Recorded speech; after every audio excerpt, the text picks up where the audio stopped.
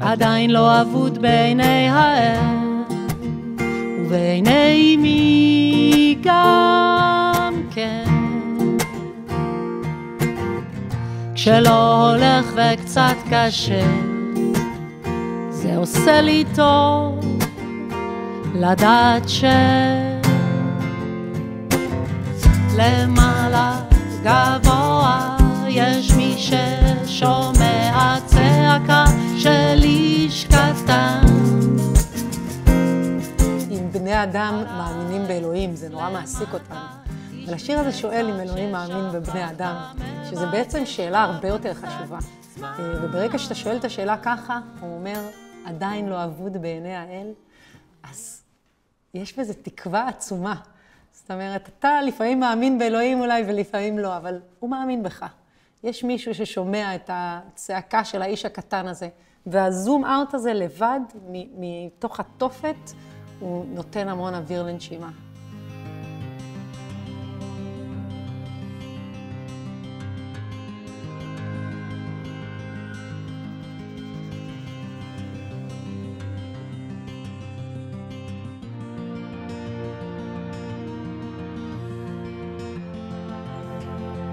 שקרה 7 באוקטובר היינו בתאילנד, נסענו לשנת חלום הזאת, וזה היה ממש, זו הייתה מכה חזקה מאוד, כי גם היינו במין מקום פתוח כזה, של רק טוב.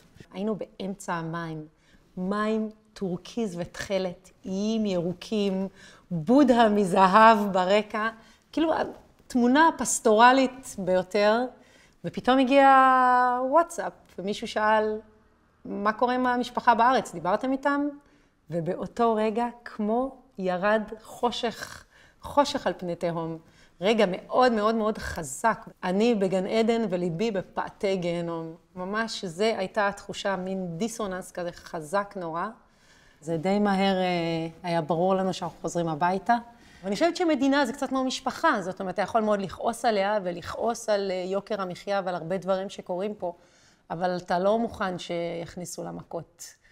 אז היה ממש כזה מין מהלך. עזבנו בכאילו, כן, אנחנו נעשה לעצמנו את הסבבה שלנו במקום אחר, וחזרנו בהלו, הלו, הלו. כאן זה שלנו. אנחנו לא הולכים לשום מקום.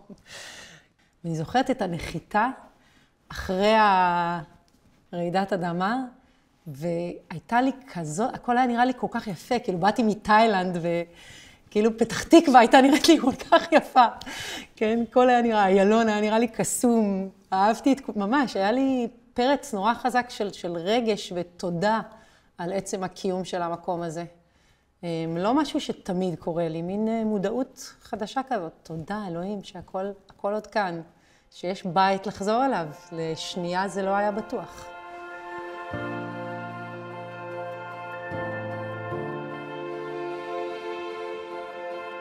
אני חושבת שהדבר שהכי הפחיד אותי בכל מה שקרה זה שהילד שלי יגלה שחטפו ילדים מהמיטות שלהם. לא, אין לי, אם אני צריכה להגיד מה הפחד הכי עמוק. ולא יכולתי לחזור עד שלא החזירו את הילדים. והיינו יושבים בתאילנד, ואף פעם לא הלכנו לישון עד שלא ראינו, כדי שאני אוכל להגיד לו, הנה אתה רואה, בסוף החזירו את הילדים הביתה. זה ממש, והמקום הזה, זה המקום הכי פגיע שנפגע, זה המקום הכי, ומהמקום הזה לפגוש את הילדים, לחזור לכאן, נשאר הילד יפה שמתחיל בשורות, המפלצת ברחה מהחדר שלך, ואבא כאן ליד, ופתאום השורה הזאת היא צמרמורת, דמעות. נכון, קודם כל הילדים, עליהם הכי כואב. אז כן, זה זמן של רגישות יתר. אני חושבת שהביטוי הזה, איש בלי נצח, יש בו משהו מאוד יפה שמחזיק הרבה. חסרי נצח יכולים להיות שני דברים, או מאוד מפוחדים, או מאוד ערים לזה שכל דקה היא עולם ומלואו. ואני חושבת שהבום הזה של 7 באוקטובר היה קצת שניהם. כאילו מצד אחד פחד אלוהים, ומצד שני, תודה על הכל. ואהבה אינסופית, ממש.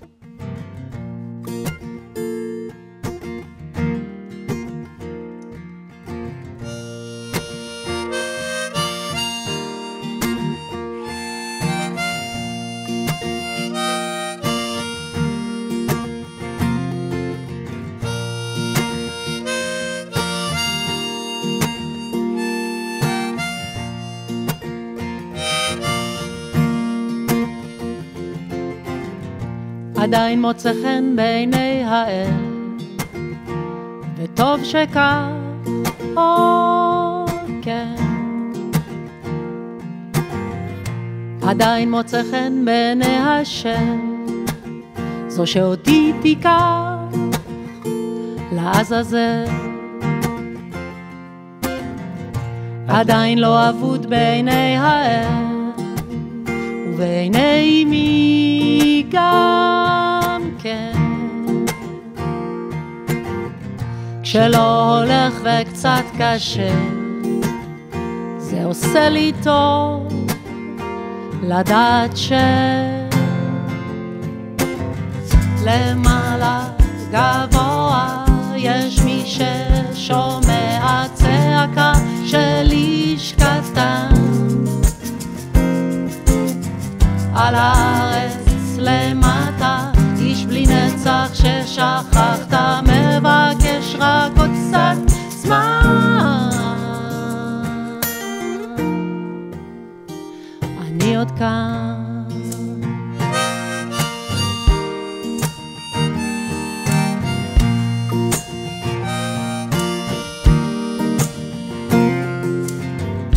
עדיין לא מביט בעיני האל, וטוב שכך, כן. השמש חמה והאוויר זורם, זה באמת קורה? לא, אני חולה. למעלה גבוה יש מי ששומע צעקה של איש קטן. על הארץ למטה איש בלי נצח ששכחת, מבקש רק עוד קצת זמן. אני עוד כאן.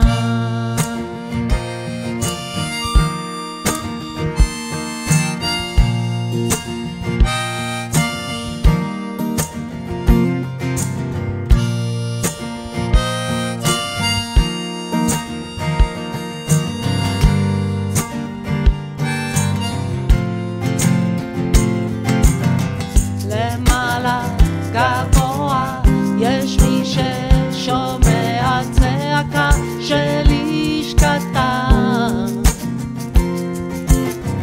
על הארץ למטה איש בלי נצח ששכחת, מבקש רק עוד קצת זמן.